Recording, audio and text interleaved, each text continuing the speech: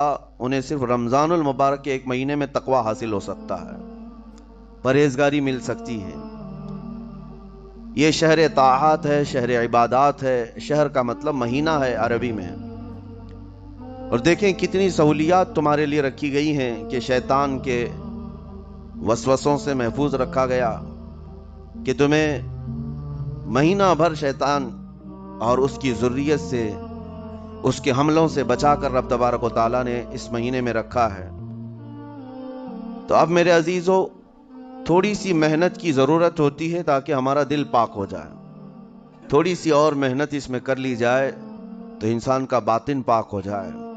تقوی کیا چیز ہے اور اس کا حاصل کرنا کیوں ضروری ہے، میں آپ کو بتاؤں۔ تقوی کا مطلب سب سے اہم چیز یہ ہے، اللہ کا خوف۔ یہ بنیادی چیز ہے، یہ بنیادی چیز ہے۔ اور یہ اگر بنیاد ہے تو ہر عمل میں آپ کے تقوی حاصل ہو جائے گا۔ نماز کیوں پڑھتے ہو؟ نماز ایک ڈیوٹی سمجھ کر کے پڑھتا ہے تو کوئی مسئلہ ہی نہیں اس کا، یعنی وہ ڈیوٹی ادا کر رہا ہے۔ لیکن نماز میں اگر خوف خدا ہے، اللہ کے ڈر سے پڑھتا ہے، یہی تقوی ہے۔ روزہ کیوں رکھ رہا ہے؟ سب محلے میں رکھ رہے تھے، ہم نے بھی رکھ لیا۔ روزہ اس لیے رکھ رہا ہوں کہ لوگ برا نہ سمجھیں یا اسلام کا ایک حصہ ہے۔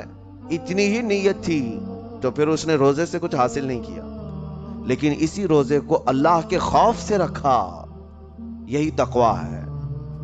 تو خوف خدا، اللہ کا خوف آ جانا ہر عمل میں، یہی تقوی ہے۔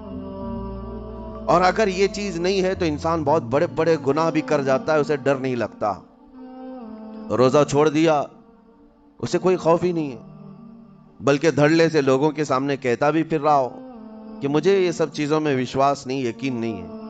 یہ باتیں اس زبان سے آتی ہیں جس کے ہاں اللہ کا خوف ہے ہی نہیں، اللہ کا ڈر نہیں۔ اسی لیے قرآن میں اللہ نے فرمایا لعلکم تتقون، تم پر روزے اللہ نے فرض کیے ہیں تاکہ تمہیں تقوی مل جائے، اللہ کا خوف۔ اور یہ کتنی اہم چیز ہے میں آپ کو بتاؤں، خوف خدا۔ خوف خدا کا مطلب کہ اللہ کا ڈر، اللہ کا خوف، یہ تمہاری پوری باڈی کو صحیح کرتا ہے، اندر سے بھی باہر سے بھی۔ خوف خدا، تم ہر قدم پر اگر یہ سوچتے ہو کہ میرا رب مجھے دیکھ رہا ہے، جیسے کہ آپ کو پتا ہے حدیث پاک میں حضور صلی اللہ تعالی علیہ وسلم سے پوچھا بھی گیا احسان کیا ہے، یعنی نیکی کس کو کہتے ہیں؟ حضور نے فرمایا تم نماز ایسی پڑھو یا عبادت ایسے کرو جیسے تم اللہ کو دیکھ رہے ہو۔ اور اگر یہ نہیں ہو سکتا تم سے تو اتنا احساس تو رہے کہ اللہ تمہیں دیکھ رہا ہے۔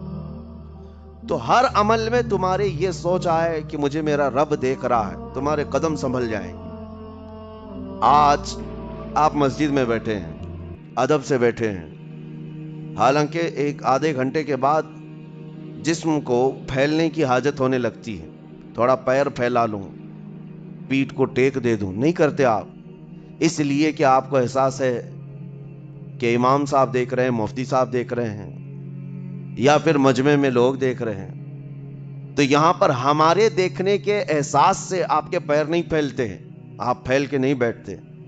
تو ہم میاں نہ سزا دینے والے نہ جزا دینے والے ہیں۔ یہی احساس اگر اللہ کے دیکھنے کا ہو جائے کہ میرا رب مجھے دیکھ رہا ہے، تو پھر آپ کو کسی نگرانی کی ضرورت نہیں، کہیں کسی سی سی ٹی وی کی ضرورت نہیں۔ اللہ کا خوف اگر بندے کے دل میں آ جائے، وہ ہر لمحے، ہر گھڑی، ہر علاقے میں محفوظ رہتا ہے، اپنے آپ کو محفوظ رکھتا ہے۔ میرے عزیزو، 4 سال کی عمر ہے امام اہل سنت فاضل بریلوی رحمۃ اللہ علیہ، امام محمد رضا خان رحمۃ اللہ علیہ، 4 سال کی عمر میں روزہ رکھ لیا۔ گرمیوں کی شدت تھی، گھرانہ علمی گھرانہ ہے، باپ بھی بڑے عالم دین، دادا بھی بڑے عالم دین ہیں۔ 4 سال کی عمر میں روزہ تو رکھ لیا، اور جب تھوڑی دوپہر ڈھل گئی، اچھوں کی حالت دھوپ کے دنوں میں خراب ہونے لگتی ہے، تو شام ہونے کو قریب تھی کہ ایک کمرے کے اندر دادا محترم نے پوتے کو بند کر دیا اور کچھ پھل فروٹ ساری چیزیں اندر رکھ کر کے دروازہ باہر سے بند کر لیا۔ کہا بیٹا کھا لینا، میں کسی کو بتاؤں گا نہیں، کسی کو نہیں بولوں گا۔ 4 سال کی عمر ہے، تمہارا روزہ بھی رہے گا، کھا کر کے تھوڑا پیٹ ہلکا کر لینا۔ تو یہ دروازہ بند کر کے دادا محترم چلے گئے۔ کافی دیر کے بعد دروازہ کھلا تو وہ پھل فروٹ ویسے کے ویسے ہیں، بچہ ویسے ہی بیٹھا ہوا ہے۔ इमाम अहमद रजा रहमतुल्लाह ताला अलैह, 4 साल की उम्र की बात कर रहा हूं, दादा ने आकर पूछा बेटा खाए नहीं, दरवाजा बंद कर लिया था। तो 4 साल की उम्र में मौलाना इमाम अहमद रजा कहने लगे खा तो लेता लेकिन हर घड़ी मेरा मौला तो देख रहा है, जिसके लिए रोजा रखा वो तो देख रहा है। ये है तकवा, ये है खौफ खुदा, कि अगर ये किसी के दिल में बैठ जाए, उसे लोगों को दिखाने की या लोगों के उसे देखने की कोई जरूरत ही नहीं। मेरे अजीजों, तकवा हासिल करने का ये इतना बेहतरीन रास्ता है, इतना बेहतरीन रास्ता है। आप रोजा हैं, किसको पता है? मैं रोजा हूं, किसको पता है? ये राज है मेरे और अल्लाह के दरमियान। आप रोजा हैं, ये राज है आपके और अल्लाह के दरमियान। बहुत सारे मौके आपके पास हैं दिन भर में, फजर से लेकर असर तक कई मर्तबा वजू में जाना पड़ता है, बाज़ाब्ता आप कुल्ली कर रहे हैं, आधा निकल जाते, किसको खबर है? या कहीं छुप करके कोई हल्की सी चीज चबा लेते, किसको खबर है? इसलिए कि ये अंदरूनी मामला है, राज है। आप खा रहे हैं, पी रहे हैं या नहीं खा रहे हैं, नहीं पी रहे हैं, ये कोई दूसरा नहीं कह सकता। आपके और आपके अल्लाह के दरमियान ये राज है। और आप बचे हुए हैं, हलक सूखा है शाम के वक्त और पेट भी पीठ से लगने आ जाती है। काम करने वाले जानते हैं कि शाम होते ही रोजे का असर किस कदर जाहिर होता है। काम करने वालों को ज्यादा असर पड़ता है, एसी में सोने वालों को रोजा कहां पता चलता है। लेकिन उस वक्त भी वो न पानी का एक कतरा हलक में डालना चाहता है, ना कोई चीज छुप करके चबाना चाहता है। मुझे बताओ मेरे अजीजों, क्यों अपने आप पर ये तकलीफ और अपने आप पर ये ज्यादती कर रहे हो? आपको अंदाजा होता है ये मैं ज्यादती नहीं कर रहा, ना ही अपने आप को तकलीफ में डाल रहा हूं, ये मेरे रब की रजा है, मैं इसी पर कायम हूं। इसीलिए फरमाया गया कि जब इफ्तारी का दस्तरखान बिछता है और पहले ही आकर के लोग बैठते हैं, और ये सुन्नत भी है, ऐसे नहीं कि भागते भागते आप आए, वक्त हुआ, खजूर लिए और खा गए। इफ्तारी के वक्त से थोड़ी देर पहले बैठ जाओ। तुम्हारे दस्तरखान पर नियामतें रखी हुई हैं, फल भी हैं, मेवाजात भी हैं, कुछ खाने पीने की चीजें भी हैं, ठंडा शरबत भी है, देखते हुए बैठे हैं आप, लेकिन हाथ नहीं लगाते हैं। इंतजार है वक्त का कि इधर सूरज के गुरूब होना है और मेरी इफ्तार होनी है। ऐलान सुनते हैं, अजान सुनते हैं, उसके बाद आप उठाते हैं, लेकिन उतनी देर तक आप खामोश बैठे हैं दस्तरखान के पास, सारे लोग देखते रहते हैं। ये वो मंजर है जिसको फरमाया गया रब्बे जुल जलाल भी अपने बंदों को देख रहा है, रब तबारक व तआला भी देख रहा है अपने बंदों को। और सारे फरिश्तों को बुलाकर मेरा मौला ऐलान फरमाता है, ये मेरे बंदे हैं, देखो ये शाम का वक्त है, इनके हलक सूख चुके हैं, इनके पेट में भूख की शिद्दत है और इनके सामने अच्छी नियामतें पड़ी हुई हैं। ऐ फरिश्तों देखो, मेरे इन बंदों में से कोई भी इन नियामतों को हाथ नहीं लगाता, ये सिर्फ और सिर्फ मेरे लिए भूखे और प्यासे हैं। और फरिश्तों से अल्लाह फरमाता है तुम गवाह हो जाओ, इनकी हलक तर होने से पहले इनके लिए मैंने जन्नत लिख दिया। इसीलिए हदीस पाक में है, जब इफ्तार करते मेरे आका सल्लल्लाहु अलैहि वसल्लम यूं इरशाद फरमाते, ज़हब ज़म्उ वब्तल्लतिल अरूक व सबतिल अज्र इंशाअल्लाह। प्यास बुझ गई, रगें ठंडी हो गई और अजर अल्लाह के हां पक्का हो गया। ये हुजूर पाक हर इफ्तार में अर्ज करते थे। मैं आपको ये अर्ज कर रहा हूं कि ये छुपी हुई चीज, इसी का नाम तकवा है। आप सिर्फ और सिर्फ बचे हैं अल्लाह के खौफ से। अब सुनो हदीस पाक, कयामत के दिन हिसाब व किताब होगा और जन्नत में जाने का परवाना कुछ लोगों को मिल जाएगा और सब जन्नत की तरफ जा रहे होंगे। उसमें बहुत सारे लोग हैं जो पुल सिरात पर चल करके जन्नत पहुंचेंगे। अब जब काफी लोग जन्नत के दरवाजे पर पहुंचेंगे, एक जमात ऐसी होगी जो पूरे रास्ते में कहीं नजर नहीं आई, जन्नत जाने के रास्ते में कहीं नजर नहीं आई, लेकिन जन्नत के दरवाजे पर वो पहले से मौजूद थे। चले थे नहीं चले थे किसी ने देखा ही नहीं। दूसरे जन्नती उनसे पूछते हैं उस जमात से कि तुम यहां कैसे पहुंचे और ये इनाम किस बात का है तुम्हारे लिए? तो वो जन्नती कहते हैं हमें रोजेदारों की जमात में रखा गया, हमारे रोजे अल्लाह को पसंद आए और आज रब तबारक व तआला का हुक्म हुआ कि सारी दुनिया से छुपकर तुम मेरे लिए रोजा रखते थे, दुनिया को पता नहीं था तुम भूखे हो प्यासे हो, اور اے بندو آج سارے لوگوں کی نظروں سے چھپا کر میں تمہیں جنت پہنچاؤں گا. وہ ایک جماعت ایسی ہے جو راستے پر چلتی ہوئی نظر تو نہیں آئی لیکن جنت میں پہنچ گئی، وہ روزے داروں کی ہے. آج یہ تقوی حاصل کرنے کا سب سے بہترین راستہ، اور تقوی کیوں ضروری ہے، اب آپ کے روزے سے کچھ حاصل ہوا نہیں ہوا آپ کو دیکھنا بھی ہے.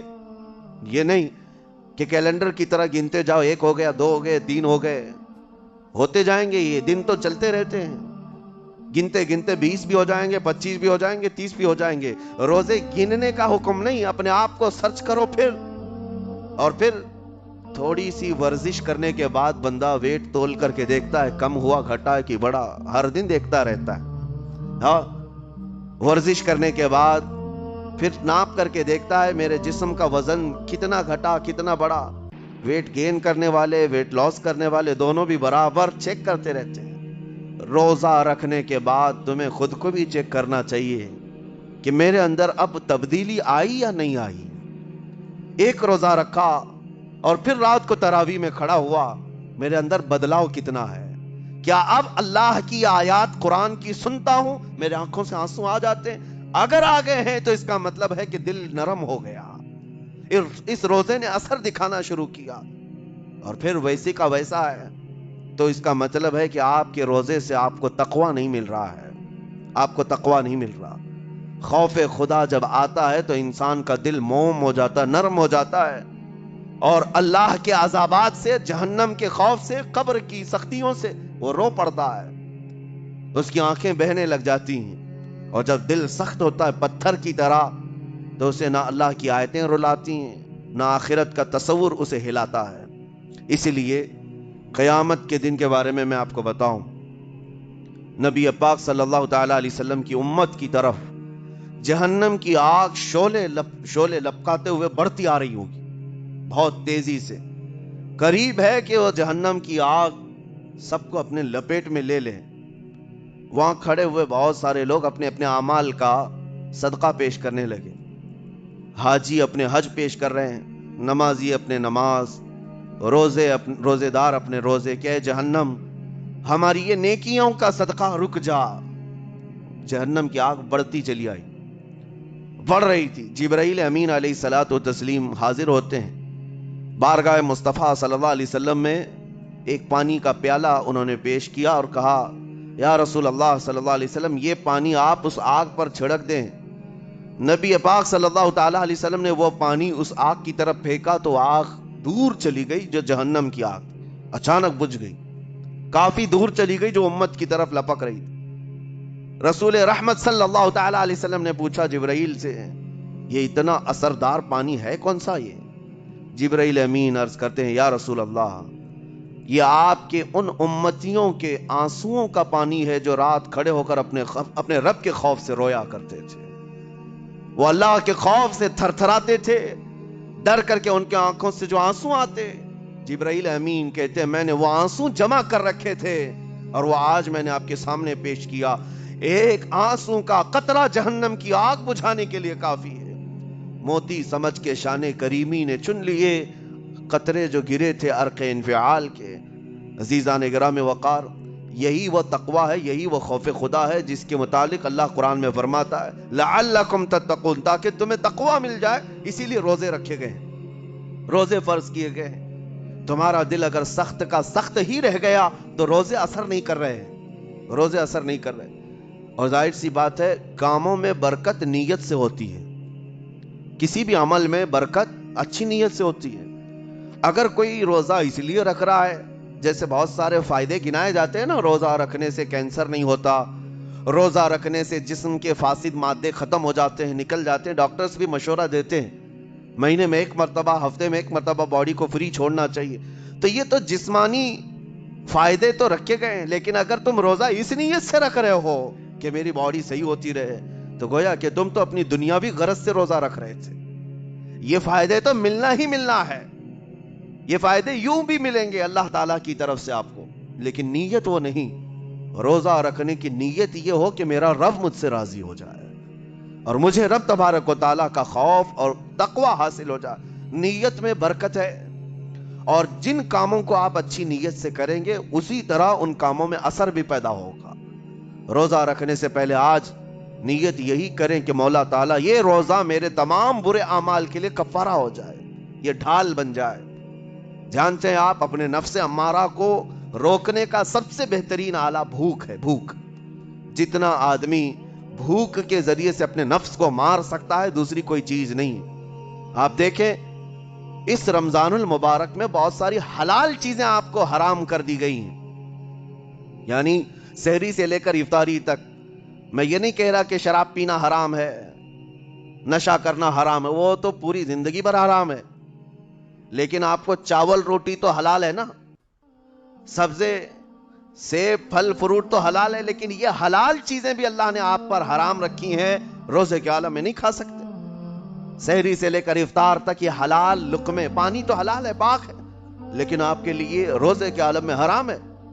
اسی طرح شادی شدہ مرد اپنی عورت کے ساتھ زندگی بھر کبھی بھی جمع کر سکتا ہے، رات میں سو سکتا ہے، لیکن حالت روزہ میں وہ حلال کام بھی حرام ہے، حلال کام بھی حرام ہے۔ اپنی عورت سے جمع کرنا حالت روزہ میں کیوں روکا گیا؟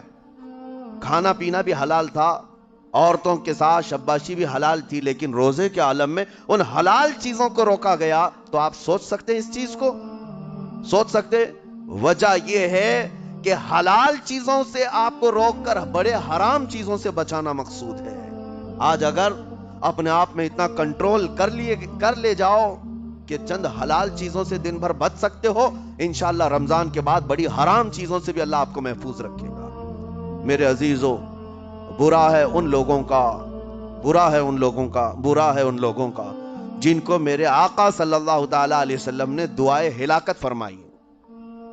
اس سے بدنصیب کوئی ہو سکتا ہے جن کے لیے رسول رحمت صلی اللہ تعالی علیہ وسلم کی دعائے ہلاکت ہوئی ہو؟ حضور صلی اللہ تعالی علیہ وسلم ایک دن مسجد نبوی شریف میں تشریف لے جا رہے تھے، منبر پر آپ نے قدم رکھا، آمین کہا، پھر دوسرے زینے پر قدم رکھا، آمین کہا، تیسرے زینے پر قدم رکھا، آمین کہا۔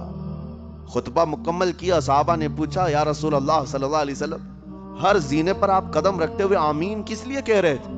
سنو، رسول پاک صلی اللہ علیہ وسلم ارشاد فرماتے ہیں کہ میں جب پہلے زینے پر قدم رکھا تو سید الملائکہ جبرائیل امین آئے اور دعا کرنے لگے۔ کیا دعا کیا؟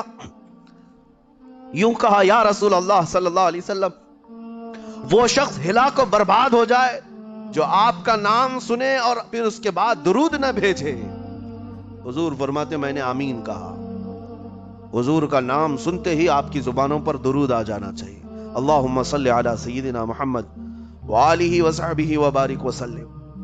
میرے آقا فرماتے ہیں دوسرے زینے پر قدم رکھا تو جبرائیل امین نے یوں کہا، یا رسول اللہ صلی اللہ علیہ وسلم وہ شخص ہلاک و برباد ہو جائے جو زندگی میں اپنے ماں اور باپ میں سے کسی ایک کے بڑھاپے کو پایا اور ان کی خدمت کر کے جنت نہیں حاصل کر سکا بلکہ ان کو ایسے ہی چھوڑے رکھا، ایسا شخص برباد ہو جائے۔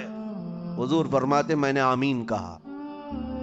پھر جبرائیل امین نے کہا، تیسرے زینے پر قدم رکھتے ہی میرے آقا فرماتے ہیں جبرائیل نے یوں دعا کی کہ اے اللہ کے رسول وہ شخص ہلاک و برباد ہو جائے جو رمضان کا مہینہ پایا لیکن اس کا ادب نہیں کر سکا، اس کا احترام نہیں کر سکا۔ حضور فرماتے میں نے اس پر بھی آمین کہا۔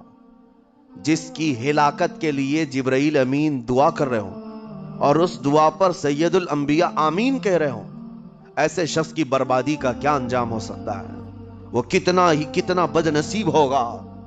اسی لیے میرے عزیزوں، مسلمانوں میں یہ رواج ہی نہیں ہونا چاہیے کہ اٹھ کر کے پوچھتے رہیں روزہ ہے کہ نہیں ہے، روزہ ہے کہ نہیں ہے۔ مسلمان ہے تو روزہ ہے، اور یہ کوئی آپشنلی عبادت نہیں ہے کہ 4 رکھ لیا 2 نہیں رکھا، آپشنلی نہیں، یہ فرض عین ہے۔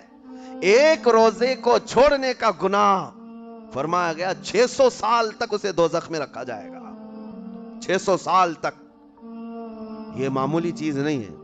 اور جن کے پچھلے روزے قضا ہو چکے ہیں معاف نہیں ہوں گے، تھپڑ مار لیں گال پہ، توبہ کر لیں، معاف نہیں ہوں گے۔ توبہ تو کرنے کے ساتھ ساتھ قضا بھی کرنا ہوگا۔ جب موقع ملے سال بھر میں اپنے چھوٹے ہوئے روزوں کو واپس کرنا ہے۔ اس کی اہمیت میں آپ کو بتا دوں، ایک روزہ اگر جان بوجھ کر کے کسی نے توڑا یا چھوڑا تو جانتے ہیں اس کا کفارہ کیا ہے؟ اس کا کفارہ یہ ہے کہ اس کے بدلے میں دوسرے دنوں میں 60 روزے کنٹینیو رکھے. رمضان کا ایک روزہ پورا کرنے کے لیے 60 روزے رکھنے پڑ جائیں گے. ہاں اگر کسی عذر کی وجہ سے، کسی تکلیف کی وجہ سے چھوڑا تھا، بیمار تھا یا سفر میں تھا یا تکلیف کی شدت تھی، اس وجہ سے روزہ چھوڑا تھا، تو اس کے بدلے میں ایک روزے کی قضا ایک ہی روزہ ہوگی. لیکن بغیر کسی عذر کے، شہوت کی وجہ سے، نفس پرستی کی وجہ سے توڑا تھا یا چھوڑا تھا تو پھر 60 روزے رکھنے پڑ جائیں گے. اس سے اندازہ ہوتا ہے کہ ایک روزے کی اہمیت کیا ہے رمضان کی. اسی لیے میرے عزیزو، یہ روزے آسان ہیں، روزے آسان ہیں، اس کو رکھ لو. اس کی جزا بہت بڑی ہے، اس کی جزا بہت بڑی. ویسے بھی آپ دوسرے دنوں میں لیٹ ناشتہ کرنے کے بھی عادی ہیں. ممبئی والوں کا تو حال یہی ہے، 12 بجے کے بعد 1 بجے 2 بجے تو ان کے ناشتے ہوتے ہیں. دوپہر کا کھانا تو شام 5 بجے ہو رہا ہوتا ہے. بس وہ ناشتہ سکپ کرنا ہے. دوپہر کے کھانے جو آپ کے ہوتے ہیں اس سے اور تھوڑا ایکسٹینڈ کر لیں تو افطاری کا وقت آ جاتا ہے. کوئی بہت بڑی دقت کی بات نہیں، کوئی بہت بڑے بوجھ کی بات نہیں، آسان ہے. آج الحمدللہ ہمارے 5 سال 6 سال کے بچے روزہ رکھ لیتے ہیں. تو بڑوں کو تو اللہ نے جو طاقت عطا کی ہے، روزہ ہرگز ترک مت کرو. لیکن ساتھ میں آج یہ میسج ضرور دوں گا، نیت یہ کرو کہ مجھے تقوی مل جائے، مجھے پرہیزگاری مل جائے. اور یہ آپ کو خود چیک کرنا ہوگا. روزانہ رات کو نماز میں کھڑے ہو جاؤ تراویح کے، دیکھو کہ کتنی تبدیلی آ رہی ہے. آج میں نے روزہ افطار کیا، میرے اندر بدلاؤ آیا کہ نہیں آیا؟ اور اگر نہیں آ رہا ہے، کوئی تبدیلی نہیں آ رہی ہے، تو اس کا مطلب ہے آپ تقوی نہیں حاصل کر رہے. آپ تو روز مرہ کی روٹین پر چل رہے ہو. روٹین پر چلنے کا مطلب یہ روزہ نہیں ہے. روزہ تقوی دے کر جاتا ہے بندے کو، روزہ خوف خدا دے کر جاتا ہے بندے کو. اسی لیے میرے عزیزو، آج دیکھیں آپ بہت ساری برائیوں سے رمضان میں بچ جاتے ہیں. تھوڑی اور محنت کی ضرورت ہے. ہم نے دیکھا ہے بہت سارے گھروں میں، باقی عیاش گھروں کی مجھے کوئی وہ نہیں ہے، ان سے کوئی لینا دینا نہیں، لیکن نارمل مسلمانوں کے گھروں میں بھی ہوتا یہ ہے، عورتیں بچوں کو تلقین کرنا شروع کر دیتی ہیں، گانے بند کرو، ٹی وی بند رکھو، بہت ساری چیزیں بند رکھو کہ رمضان آیا ہوا ہے.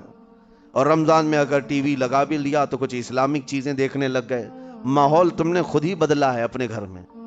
کچھ چیزوں کو آپ نے بدلا ہے اور کچھ چیزوں کا ادب آپ نے کرنا شروع کیا ہے. اسی کو اور تھوڑی سی محنت کے ساتھ بڑھا لیا جائے، قسم رب ذوالجلال کی، ہر برائی رمضان میں ہی آپ سے ختم ہو جائے گی. جس کی کوئی چیز چھوڑنے پر نہیں چھوٹتی ہے، وہ رمضان میں کر کے دیکھ لے. اللہ کی بارگاہ میں یاد کرے کہ مولا، دن بھر میں تیری رضا کے لیے بچ رہا ہوں، مجھے میری باقی زندگی میں ان گناہوں سے بچا لے. وہ رحمان ہے، جب وہ تمہیں اس کے بدلے میں جنت دیتا ہے تو یہاں برائیاں کیوں نہیں چھڑواتا؟ یقیناً وہ برائیوں کو تم سے دور کرے گا. قرآن کا فرمان عالی شان، لعلکم تتقون، اسی پر میں نے آپ کے سامنے بات رکھی ہے. روزے اس لیے فرض کیے گئے ہیں تاکہ تمہیں تقوی مل جائے، پرہیزگاری مل جائے. بعض لوگوں کو دیکھا گیا ہے رمضان المبارکہ میں بھی وہ اپنی بری حرکات سے باز نہیں آئے، ان کی روٹین ویسی ہی جاری رہی. نعوذ باللہ، نظروں کی خطائیں بھی باقی رہی. اور سب سے بری چیز یہ ہے کہ رمضان میں شیطان کی نیابت اگر کوئی کر رہا ہوتا ہے تو تمہارا یہ موبائل فون ہے. اکثر لوگ یہ سمجھتے ہیں کہ اس موبائل فون کو ہم استعمال کرتے ہیں تاکہ ٹائم پاس ہو جائے، روزہ کا وقت قریب آ جائے. اس ٹائم پاس کے چکر میں تم کیا کیا دیکھتے رہ جاتے اور کہاں تک یہ چیزیں پہنچاتی ہیں تمہیں اندازہ بھی نہیں ہوتا، احساس بھی نہیں ہوتا. تو تمہاری رہی صحیح عبادت کو بھی یہ ہضم کر جاتا ہے، کھا جاتا ہے. اس کے استعمال پر اگر کنٹرول ہے تو خوب استعمال کرو، لیکن کنٹرول نہیں ہے تو اے نوجوانوں، اس کا بھی روزہ رکھو. اس انٹرنیٹ کی بلاؤں سے محفوظ ہو جاؤ. اس لیے کہ بہتوں کو میں نے دیکھا ہے، ان کے دن بھر اور رات بھر رمضان میں سوشل نیٹ ورکس پر مصروفیت ویسی کی ویسی ہے جیسے دوسرے دنوں میں تھی. وہ رات بھر چیٹنگ میں بھی مصروف ہیں، ایک دوسرے کو ادھر ادھر بھیجنے میں بھی مصروف ہیں. ساری چیزیں جوں کی توں چل رہی ہیں. تو تمہارے موبائل نے تمہیں تقوی سے بہت دور رکھا ہے، تمہیں رب تعالیٰ کے قریب ہونے نہیں دیتا. اپنے آپ کو بدل لو. ظاہر سی بات ہے یہ سخت چیز ہے، اگر کوشش کرو گے تو بچ جاؤ گے. اور تقوی اتنی آسانی سے تو نہیں ملتا. اپنے آپ کو سٹرگل کرو، انشاءاللہ العزیز دل پاک ہو جائے گا، پھر آپ کو اپنی زندگی کے اندر جو اجالے نظر آئیں گے وہ خود آپ محسوس کریں گے، آپ محسوس کریں گے۔ گناہوں کے اندھیروں نے دل پر ایسی کالک رکھی ہے کہ آپ کو کچھ بھی یہاں پر سمجھ میں نہیں آتا، ورنہ نمازوں کا لطف ایسا ہے، قرآن کا مزہ ایسا ہے، جسے یہ لگ جائے دنیا کی کوئی نعمت اس کے سامنے ہیچ نظر آتی ہے، کوئی چیز اسے اچھی نہیں لگتی، لیکن کب؟ جب اسے تقوی کا اجالا حاصل ہو جائے۔ میرے عزیزو، اللہ کریم کی بارگاہ میں دعا گو ہوں، مولا قدیر و جبار ہم سب کو تقوی و پرہیزگاری عطا فرمائے، اور ہم سب کے روزوں سے اللہ تعالی ہمیں پرہیزگاری عطا فرمائے، ان روزوں کے انوار اور برکات اور رمضان کے احترام کی ہمیں توفیق عطا فرمائے۔ مولا کریم تیری خشیت سے اور تیرے خوف سے آنکھیں جو بھیگتی ہیں ان آنکھوں میں ہمارا شمار فرما دے، تیرے یاد میں رونے والے بندوں میں ہم سب کو شامل فرما۔ وصلی اللہ تعالی علی خیر خلقی محمد وآلہ واصحابہ اجمعین، وآخر دعوانا ان الحمد للہ رب العالمین۔ السلام علیکم۔